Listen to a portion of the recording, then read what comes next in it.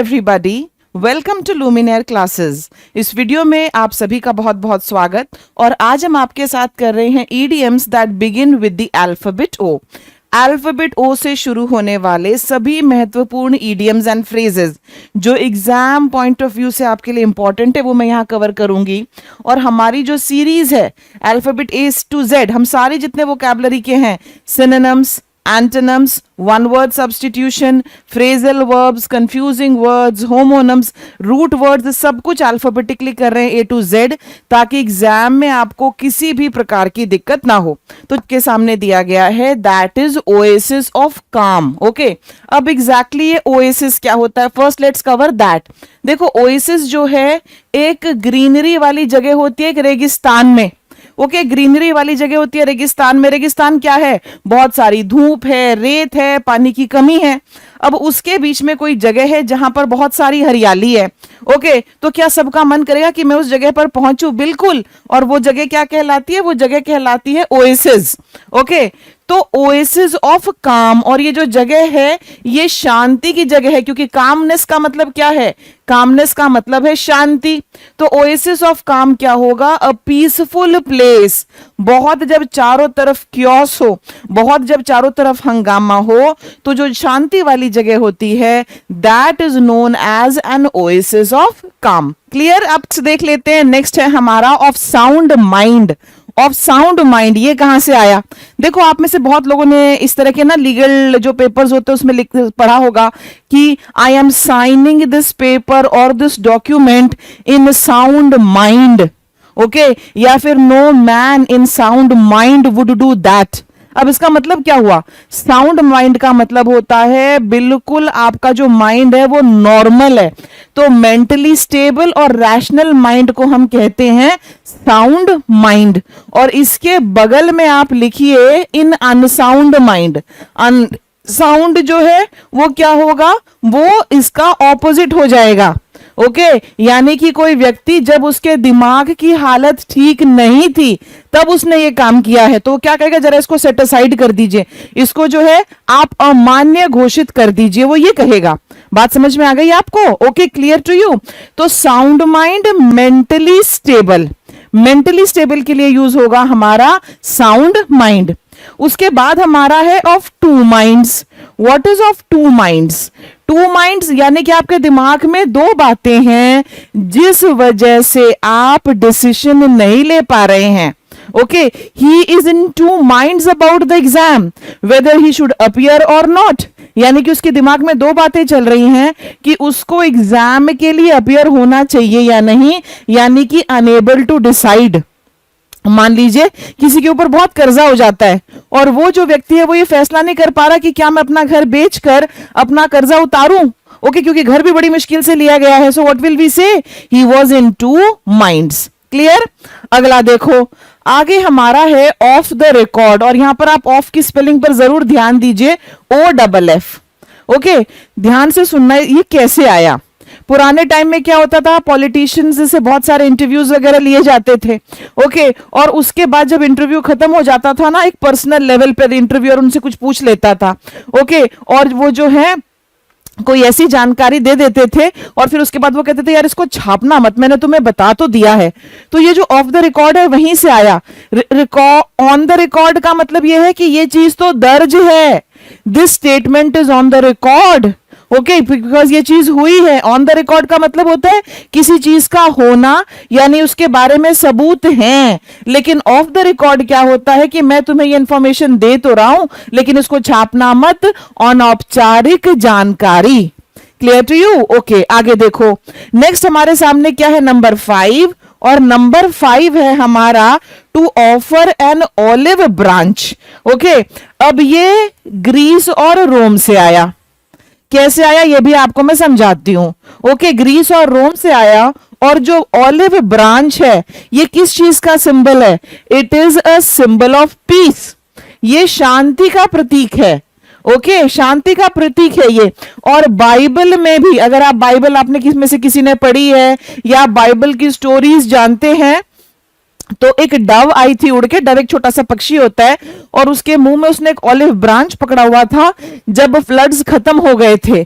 तो हमारे जो इडियम्स एंड फ्रेजेस हैं उसमें ओके व्हाइट फ्लैग हुआ और ऑलिव ब्रांच हुआ, ये दोनों के दोनों शांति के प्रतीक हैं। तो ये क्या हुआ, ये हुआ टू प्रपोज पीस, ओके शांति ऑफर करना, ऑलिव ब्रांच। क्लियर। नेक्स्ट चलिए, नेक्स्ट आपके सामने बड़ा इंटरेस्टिंग है, ऑयल द व्हील्स। व्हील्स क्या होते हैं, व्हील्स होते हैं हमारे पहिए, ओके पहिए, व्हील्स पहिए होते हैं ना, साइकिल के पहिए, कार के पहिए और वो सारे के सारे। अब ध्यान से सुनिए, देखो जो आपने देखा होगा पुराने जो लोग होते हैं, पुराने काफी सारे तरीके कारगर भी होते थे। कोई दरवाजा थोड़ा खोलने बंद करने में आवाज करने लगे, अरे थोड़ा सा ना इसमें सरसों का तेल डाल दो, नारियल का तेल डाल दो। कोई कुर्सी पर बैठने पर आवाज आने लगे, थोड़ा सा तेल डाल दो। तो ऑयल द व्हील्स भी वहीं से आया है। ओके जब गाड़ी ठीक से ना चले, पहियों में दिक्कत होने लगे, तो हम क्या करते हैं, उसमें थोड़ा सा तेल डाल देते हैं ताकि वो एक रेगुलर फ्लो में आ जाए, वहीं से आया। ओके यानी कि अपना काम निकालने के लिए हम कुछ कर रहे हैं। अब इसमें थोड़ा सा जो है वेरिएशन हो गया और ये रिश्वत देने के लिए इस्तेमाल होने लगा। ओके ऑयल द व्हील्स का मतलब है ब्राइबरी यूज करना ताकि आप अपना काम करवा सके, रिश्वत यूज करना। आपका काम हो नहीं रहा था तो आपने वहां पर तेल डाला, यहां पर आपका काम अटक रहा है तो आपने क्या किया, आपने रिश्वत दे दी। You offered something under the table, you offered something back doors, that is the meaning. Okay so oil the wheels का मतलब क्या हुआ, ऑयल द व्हील्स का मतलब यही होता है, ये एक नेगेटिव ईडियम है, ये भी याद रखना कि रिश्वत देकर आप अपना काम करा रहे हैं। हमने आई लिस्ट में क्या इची पाम किया था, बताइए मुझे। यस इची पाम का मतलब भी यही है कि ऐसा हाथ जिसको रिश्वत लेने की आदत पड़ गई है। The contractor oiled the wheels to get his work done. समझ में आ गया, क्लियर। ओके आगे, old hand. What do we have in front of you, old hand. पुराना हाथ कैसा होगा, I am an old hand at teaching. बताइए मुझे इसका मतलब क्या हुआ, what exactly is an old hand. एक हाथ है जो एक पर्टिकुलर काम करते करते पुराना हो गया है, तो क्या उस व्यक्ति को उस काम करने का बहुत सारा एक्सपीरियंस हो गया होगा। यस उसको एक्सपीरियंस हो गया होगा। तो an experienced person is an old hand, the teacher is an old hand, the seller is an old hand, the politician is an old hand. इन सब का मतलब क्या हुआ, इन सब का मतलब हुआ एक बहुत ही तजुर्बेकार व्यक्ति, बहुत ही तजुर्बेकार व्यक्ति। इसके बगल में आप एक और लिखिए, a seasoned player. He is a seasoned player in politics. She is a seasoned player in teaching. He is a seasoned player in acting. Devanand was a seasoned player in acting. इन सब का मतलब है कि उसको इस particular field का बहुत सारा एक्सपीरियंस है। Clear to you. चलिए आगे चलते हैं, हम नेक्स्ट पर चलते हैं और नेक्स्ट है हमारा on bad terms with and on good terms with. इन दोनों को एक साथ ले लेंगे हम। और यहां पर टर्म्स का मतलब क्या है, यहां पर टर्म्स का मतलब है रिलेशंस, संबंध। ओके संबंध। On bad terms with, having a bad relationship. Okay having a bad relationship, terms का मतलब यह रिलेशंस है। I am on bad terms with some of my relatives, he is on bad terms with his boss, she is on bad terms with her parents. समझ में आया। और good terms मतलब good relationships है। Okay even after the breakup या even after the divorce they were on good terms with each other. समझ में आया, यानी कि उनके बीच की जो रिलेशनशिप है वो गड़बड़ नहीं हुई, उनके बीच में फिर भी अच्छे संबंध रहे। आगे देखिए, on the dot. What is on the dot, exactly on time, बिल्कुल ठीक सही समय पर पहुंचना। The train arrived on the dot. The plane took off on the dot. The meeting started on the dot. बिल्कुल सही समय पर, जो समय डिसाइड कर रखा था। Okay is it clear to you. ठीक है आगे चलते हैं, ये हमारे 10 हो गए। आगे देखो, ऑन द फेंस। ये बहुत अच्छा है। On the fence, in two minds, इन सब का मतलब यही होता है कि आपके माइंड में क्लैरिटी नहीं है, करना क्या है। On the fence, okay, on the fence यहां पर आपके लिए अनेबल टू डिसाइड दिया गया है। एक और लिख लो यहां पर, टू स्टे न्यूट्रल। एक और लिखेंगे आप, टू स्टे न्यूट्रल। और ये क्या होता है मैं आपको समझाती हूं, to stay neutral. Fine, what is fence students? आप मुझे बताइए फेंस क्या होता है? किसी घर के चारों तरफ एक बांध सी लगी होती है, that is called a fence. Fine, मान लो ये मेरा घर है, घर के चारों तरफ हमने एक ये इस तरह से लगाया हुआ है, बाउंड्री वॉल की तरह, ओके, लोहे की तार वगैरह है। मान लो आप उसके ऊपर बैठे हुए हैं, आप उसके ऊपर हैं, क्या आप घर की सीमाओं के अंदर हैं या बाहर हैं? टेल मी, ना अंदर है ना बाहर हैं। तो ये यानी कि कौन सी स्थिति है? ये कंफ्यूजन वाली स्थिति है।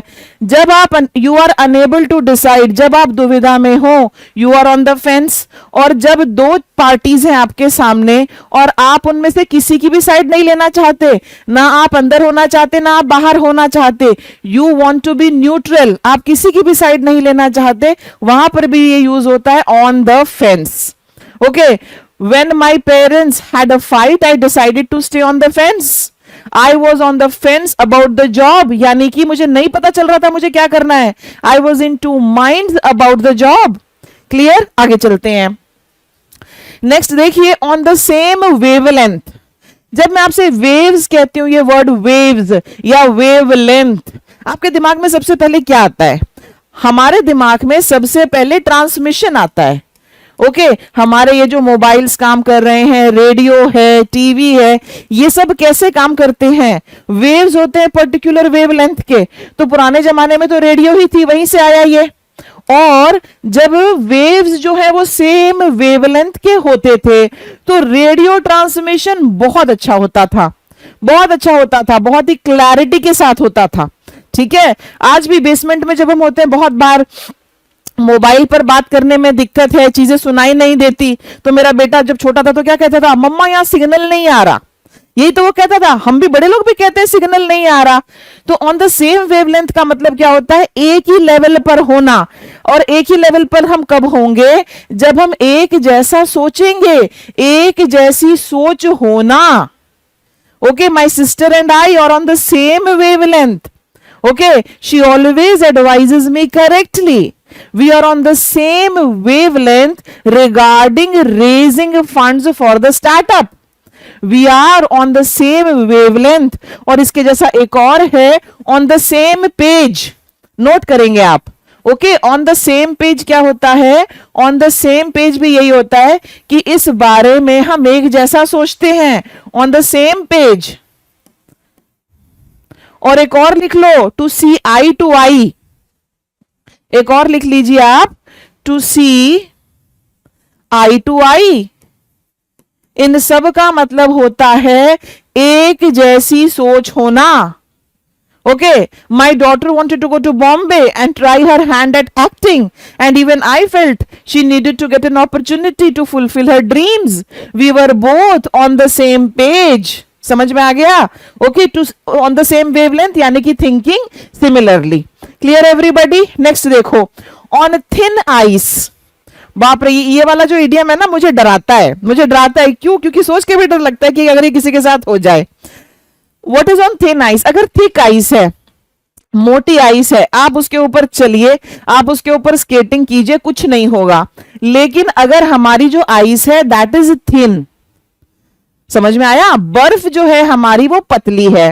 ओके, तो क्या हो सकता है? मान लो ये बर्फ है, तो उस बर्फ में क्रैक आ सकता है, दरार पड़ सकती है, वो बर्फ जो है वो टूट सकती है, और जो व्यक्ति उसके ऊपर चल रहा है वो नीचे पानी वगैरह में चला जाएगा। सोचो कितनी ठंड में जाकर वो गिरेगा। तो if somebody is on thin ice, इसका मतलब है कि वो बहुत ज्यादा रिस्की सिचुएशन है, वो जोखिम में है। समझ में आया? He has no funds.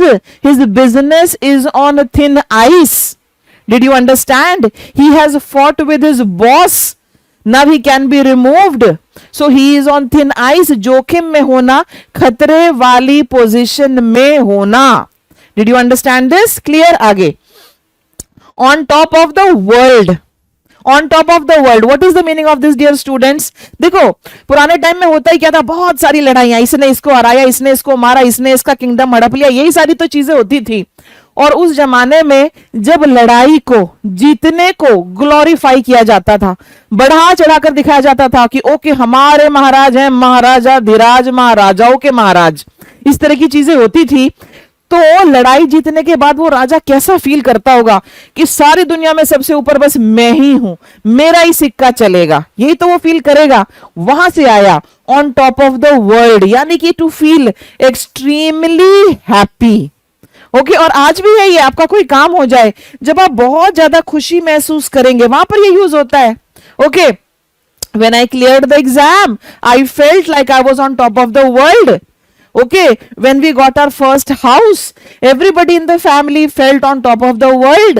When my father got a new Mercedes, we felt on top of the world. Is it clear? On top of the world. Next देखिए आपके सामने है on your last legs. On your last legs, ये कहां से आया ये भी सोचो।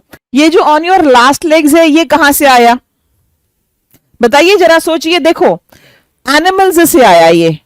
एनिमल्स को पुराने टाइम में अगर राजा महाराजा अपने आप को बड़ा ग्लोरीफाई कर रहे थे, उनके लिए लड़ाइयां लड़ने के लिए कौन होते थे? उनके लिए लड़ाइयां लड़ने के लिए उनके सैनिक होते थे। और यस, उसमें जानवरों का भरपूर इस्तेमाल होता था।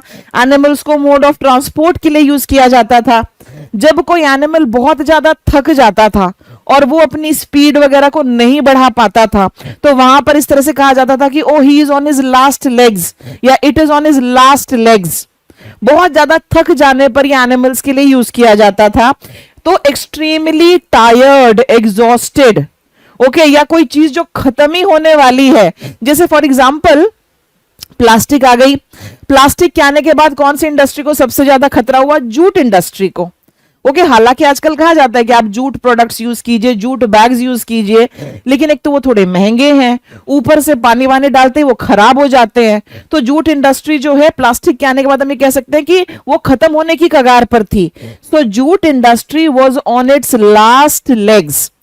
एक्सट्रीमली टायर्ड सिचुएशन में जब कोई बहुत ज्यादा थक गया है, okay, I have been working since morning, now I am on my last legs.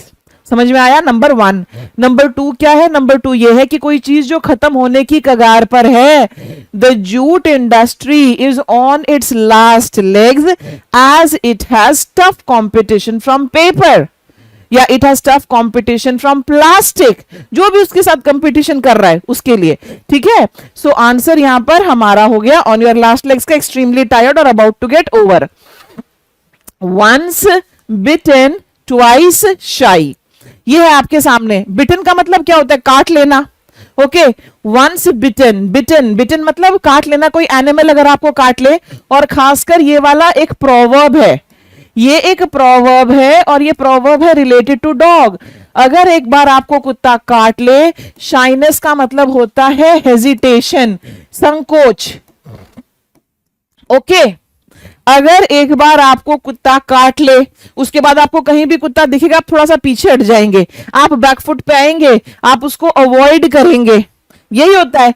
यानी कि अगर किसी के साथ कोई गड़बड़ हो जाए, उसके बाद हम एक अलर्ट मोड में रहते हैं, हम सतर्क रहते हैं। We don't want that repeated again. So what is this? Once bitten twice shy, to learn from your past mistakes. और इसका हिंदी है, दूध का जला छाछ को भी फूक फूक कर पीता है। दूध गर्म होता है, उससे अगर आपका मुंह जल गया तो छाछ जो कभी गर्म नहीं होती, आप उसमें भी फूक मार के पिएंगे कि कहीं दोबारा से मेरा मुंह ना जल जाए।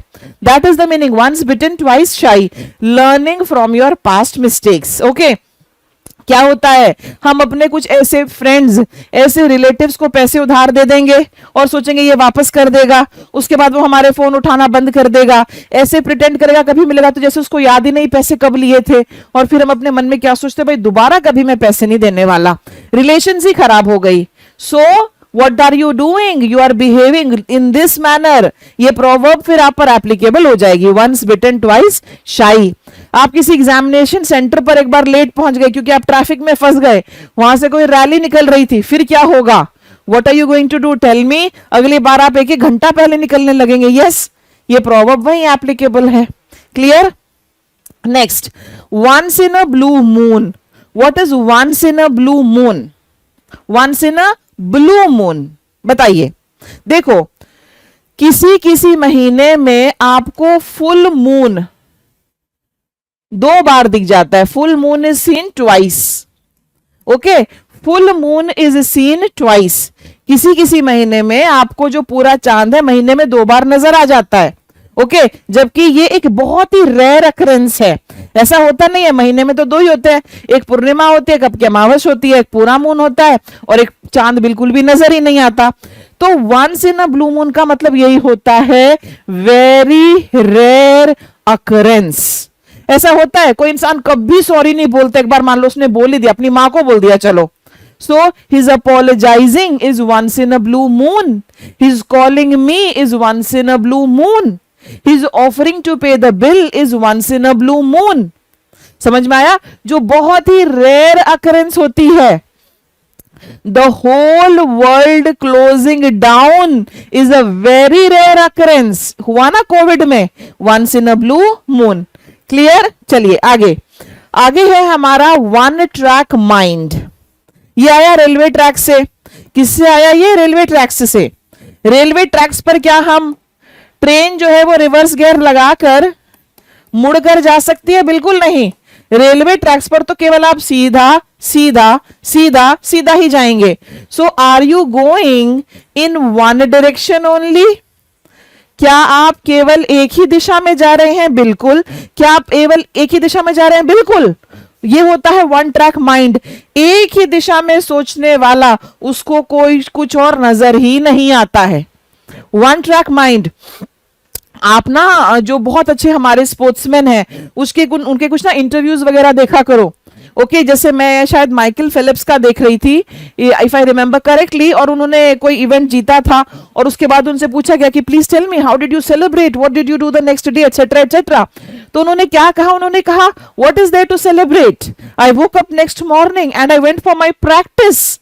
सो all he could do was think of his practice, think of his practice, think of his practice.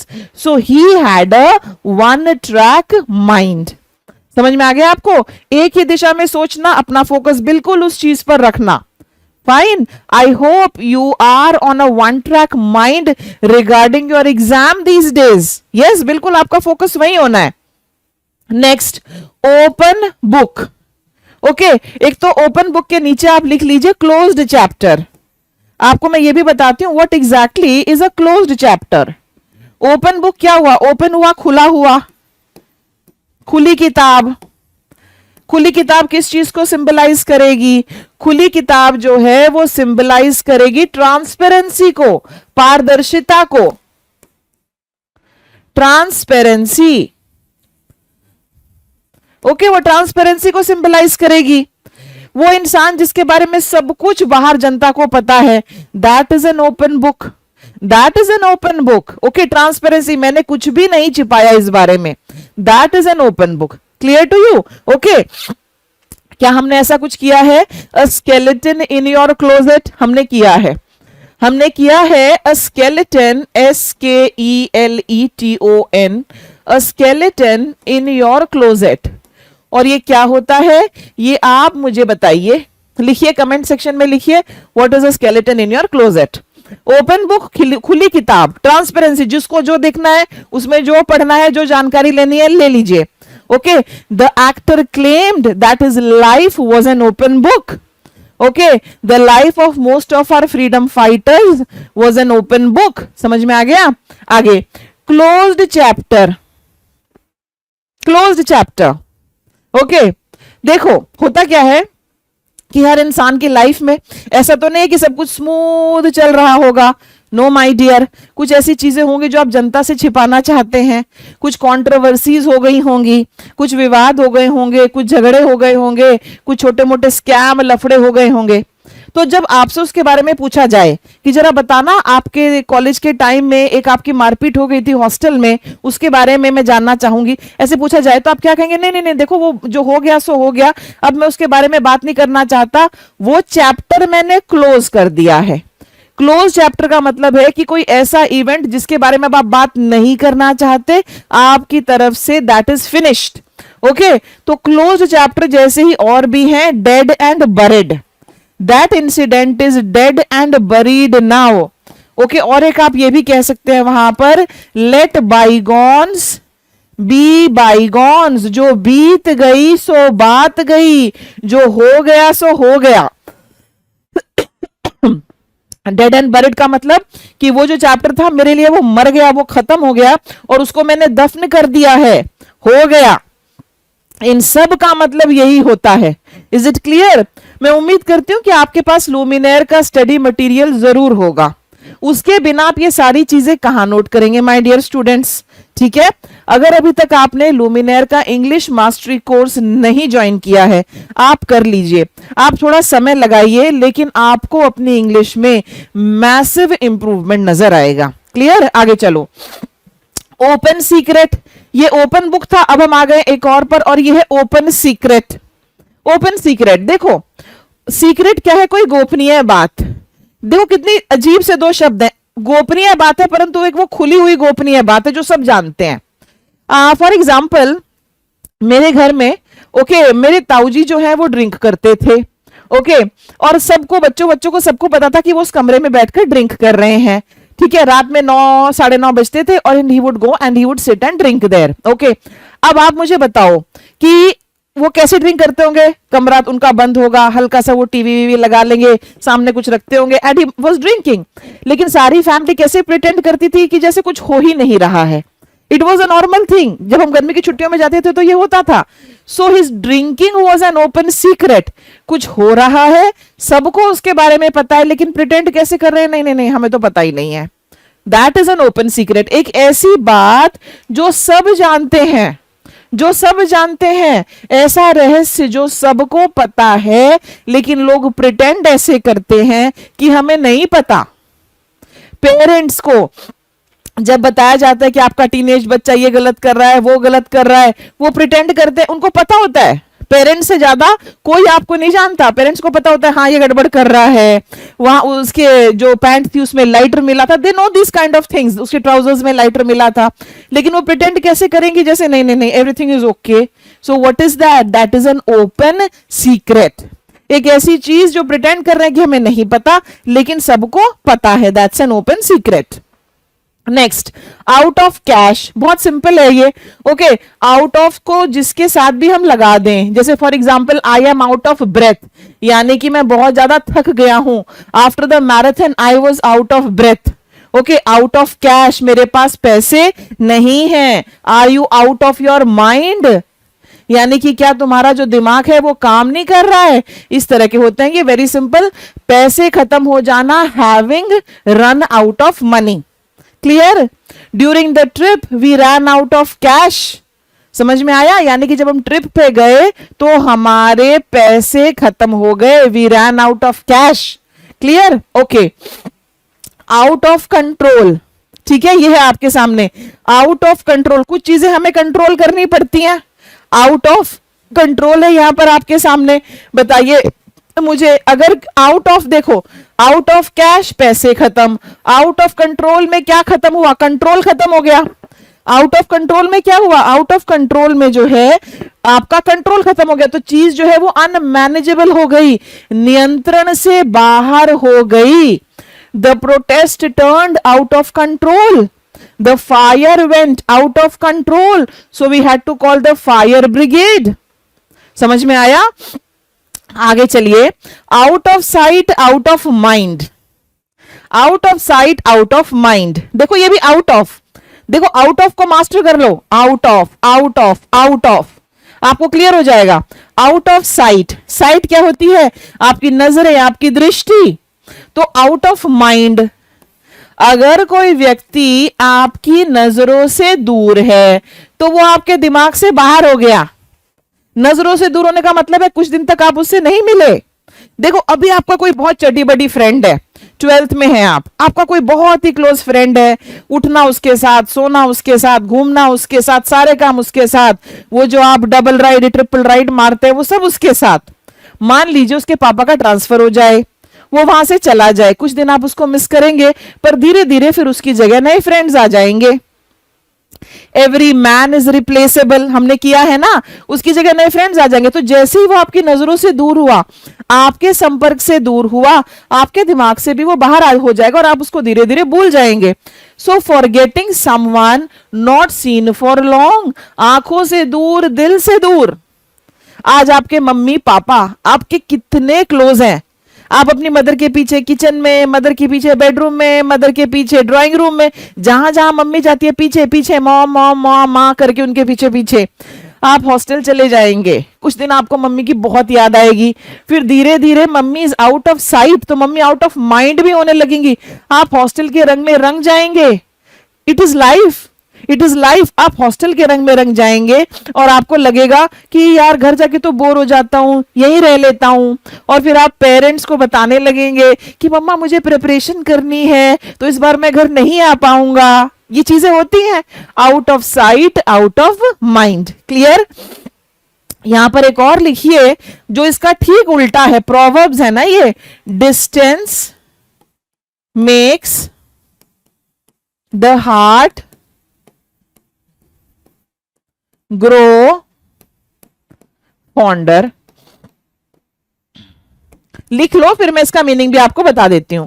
Distance makes the heart grow fonder, distance makes the heart grow fonder. ठीक है, डिस्टेंस क्या होगा? दूरी।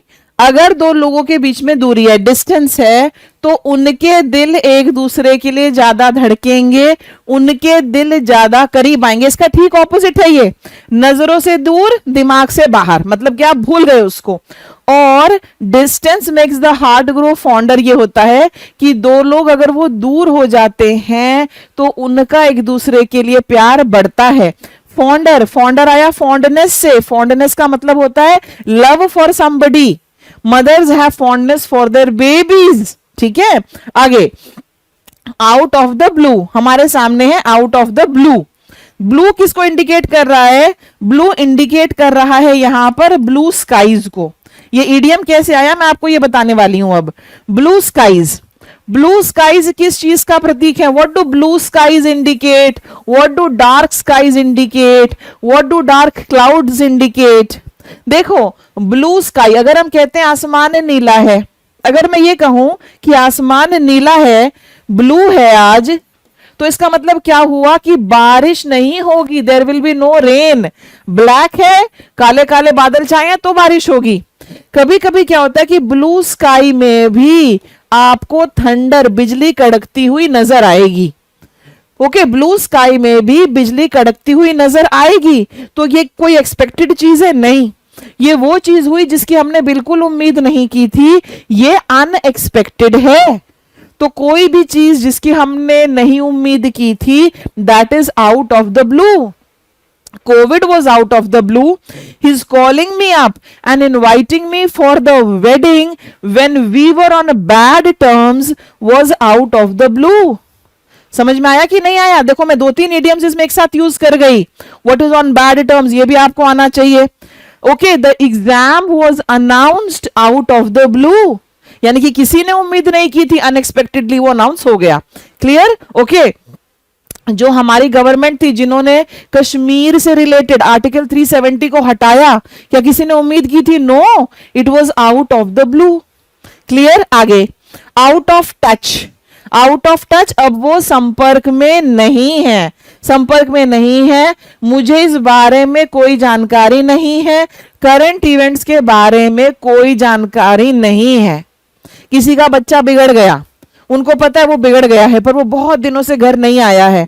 किसी दिन उसने कुछ कर दिया, पुलिस उसको ढूंढते ढूंढते उसके घर पहुंचती है और माँ बाप से कहती है बताओ उसके बारे में क्या इंफॉर्मेशन है। और बेचारे माँ बाप क्या कहेंगे? We are out of touch, यानी हम संपर्क में नहीं है, हमें उसके बारे में कोई जानकारी नहीं है। हालात से अनजान, संपर्क से बाहर, out of touch. Now here we have over my dead body. ये आपने हिंदी फिल्मों में भी बहुत देखा होगा कि मेरे जीते जी ये नहीं हो सकता, मेरे जीते जी ये नहीं हो सकता। ओके, कोई आप एक एग्जैगरेटेड वे में बहुत बढ़ा चढ़ा के कह रहे हैं कि ये चीज मेरे मरने के बाद ही होगी। फाइन, नेवर अलाउिंग समथिंग, मेरे जीते जी नहीं, so means over my dead body, मेरी लाश के ऊपर से गुजर कर, ओवर माई डेड बॉडी, मेरी लाश के ऊपर से गुजर कर ये काम होगा। ओके, आई डोंट नो आजकल ये होता है कि नहीं। पुराने टाइम में इंटरकास्ट मैरिजेस पर बड़ा बवाल हो जाता था। फादर्स क्या कहते थे, it will only happen over my dead body. Okay, वो यही कहते थे, never allowing something. Over the moon, over the moon होता है एक्सट्रीमली हैप्पी, बहुत ज्यादा खुश। जब कोई व्यक्ति बहुत ज्यादा खुश होता है तब हम ये यूज करते हैं। ठीक है, एक राइम है, हे डिडल डिडल, वहीं से आया है ये। मैं आपको राइम सुना देती हूँ, कॉमन राइम नहीं है ये। Hey diddle diddle, the cow jumped over the moon, the cow jumped over the moon, इस तरह की कोई राइम है ये। और वहां पर जो राइम है ना, ओवर द मून, उसमें काऊ को एक्सट्रीमली हैप्पी बताया गया है, तो वहीं से आया है ये ओवर द मून। ठीक है, यानी extremely happy. When you get your desired score, you will be over the moon. When you get your desired college, you will be over the moon. When you get your desired life partner, you will be over the moon. Clear? Over the moon. फिर है old head on young shoulders. Okay, इसको clean कर देती हूं मैं तो ताकि मुझे स्पेस मिले लिखने के लिए। ओके, कैसा head? Old head. Old head कैसा होगा? ओल्ड। ओके, बुजुर्ग का सर, इसमें मैच्योरिटी होगी, ये छोटी छोटी बातों पर पंगे लेते नहीं फिरेगा, मैच्योर होगा। यंग शोल्डर्स किसके होंगे? यंग शोल्डर्स किसी यंग पर्सन के होंगे। Young shoulders, young heart, young hand. Okay, तो एक वाइज यंग पर्सन के लिए हम कहते हैं he is an old head on young shoulders. कम उम्र में परिपक्वता होना, my son is an old head on young shoulders, यानी कि उसकी उम्र जरूर कम है पर उसमें जो मैच्योरिटी है, जो डिसीजन लेने की क्षमता है, वो बड़े लोगों जैसी है। क्लियर? ओके, आगे चलते हैं। Out of hand. Okay, out of hand ये भी होता है अनकंट्रोलेबल, नियंत्रण से बाहर। अब ये कहां से आया? ये एनिमल्स को पहले कैसे कंट्रोल करते थे? हमारे हाथों में उनकी लगाम होती थी, हमारे हाथों में उनकी लगाम होती थी ना एनिमल्स की, कि लो जी घोड़े की लगाम हमारे हाथ में, यही तो होता था। तो अगर वो लगाम हमारे हाथ से छूट गई, वहां से आया आउट ऑफ हैंड। समझ में आया? एनिमल से आया था ये ईडीएम। तो अगर वो लगाम हमारे हाथ से छूट गई तो वो बेकाबू हो गया घोड़ा। ये ओके, राइट, वहीं से आया ये uncontrollable, out of hand. The child has gone out of hand, you should have checked him and nipped the problem in the bud। बताओ मुझे nipped in the bud क्या होता है? अब ये आपके लिए क्वेश्चन है। on cloud 9 ये भी होता है extremely happy। Okay, extremely happy. जब क्लाउड्स की क्लासिफिकेशन की गई ना, ज्योग्राफी के स्टूडेंट्स को पता होगा कि कितने प्रकार के बादल होते हैं, तो टोटल 9 प्रकार के बादल निकले थे। 9 प्रकार के बादल निकले थे और आप उनमें भी जो 9वां बादल है, सबसे ऊपर वाला बादल, आप उसके भी ऊपर हैं। So when you are in cloud, you are on cloud 9, you are extremely happy. Extremely happy, मैं बहुत ज्यादा खुश हूं, ऑन क्लाउड 9। क्लियर? क्लैरिटी? ठीक है। On the horns of dilemma, ये है आपके सामने, on the horns of dilemma. इसका भी मतलब ये होता है, डिलेमा होता है कंफ्यूजन। कंफ्यूजन, जब आप दुविधा में हैं कि मुझे क्या करना चाहिए। When you are stuck between two difficult choices, दो कठिन विकल्पों के बीच में फंसना, then we will say you are on the horns of dilemma. Clear? तो ये हमारे 31 ईडियम्स हो गए माय डियर स्टूडेंट्स, जो अल्फाबेट ओ से शुरू होते हैं। आपके एग्जाम पॉइंट ऑफ व्यू से जितने भी इंपॉर्टेंट वाले थे वो सारे मैंने आपको करा दिए हैं, और उम्मीद करती हूँ कि मेरे कराते कराते, इस तरह से मीनिंग बताते बताते आपको काफी सारे याद भी हो गए होंगे। अब मैं आपको प्रैक्टिस एक्सरसाइज पर ले आई हूं, क्योंकि प्रैक्टिस करना एक्सट्रीमली इंपॉर्टेंट है। आप नहीं प्रैक्टिस करेंगे आप फंस जाएंगे। याद रखना, आपको पता ही नहीं चलेगा कि आपने कितना अब्सॉर्ब किया और क्या किस दिशा में आपको काम करना है। आपकी प्रैक्टिस एक्सरसाइज में से केवल मैं 2-3 क्वेश्चंस ही यहां कराऊंगी, बाकी सभी आप अपने स्टडी मटेरियल से, लुमिनेयर का जो स्टडी मटेरियल है वहां से करेंगे। ठीक है? सो आपके पास वो होना चाहिए, आप लुमिनेयर का इंग्लिश मास्टरी कोर्स ज्वाइन करें। अब देखो, ओके यहां पर देखिए आपके सामने क्या है, after getting scammed once Rishi became cautious and now avoids online deals because he believes off the record, once bitten twice shy, out of the blue या ऑन द डॉट। ठीक है, पहले तो यही वाले प्रैक्टिस करना जो अल्फाबेट ओ से दिए हैं, एन से दिए हैं, एम से दिए, अल्फाबेटिकली प्रैक्टिस करेंगे आप। उसके बाद एक आपको मिक्स करके दिया गया है, उसको प्रैक्टिस करेंगे। प्रैक्टिस बहुत जरूरी है और फिर आप जाएंगे मॉक टेस्ट पर। ठीक है, देखो तो यहां पर वंस बिटन ट्वाइस शाई, ये मेरा आंसर है। Answer here is going to be B. अगला देखो, which sentence correctly uses the idiom on cloud 9? He was on cloud 9 after failing the test. हमें करेक्ट वाला बताना है। She was on cloud 9 after winning the gold medal. I am on cloud 9 when I am tired. They were on cloud 9 during the funeral. Cloud 9 का मतलब होता ही क्या है? Very happy. जब आप एक्सट्रीमली हैप्पी हैं तब हम ये यूज करते हैं। तो इनमें एक्सट्रीम हैप्पीनेस वाली तो केवल एक ही है। She was on cloud 9 after winning the gold medal. B is my answer. अगला, अब ये आपका फेवरेट, मेरा फेवरेट तो 100% है, matching. On your last legs, once in a blue moon, open book over the moon. On your last legs, extremely tired. Once in a blue moon, very rarely. Open book, a person with no secrets. So open book is a person with no secrets. And over the moon, extremely happy. So one goes with D. One with D केवल एक ही जगह है, 2B, 3C and 4A. So that's my answer. C is the correct answer. ठीक है, That's all my dear students. बाकी सारा आप लुमिनेयर के जो स्टडी मटेरियल है वहां से प्रैक्टिस करो।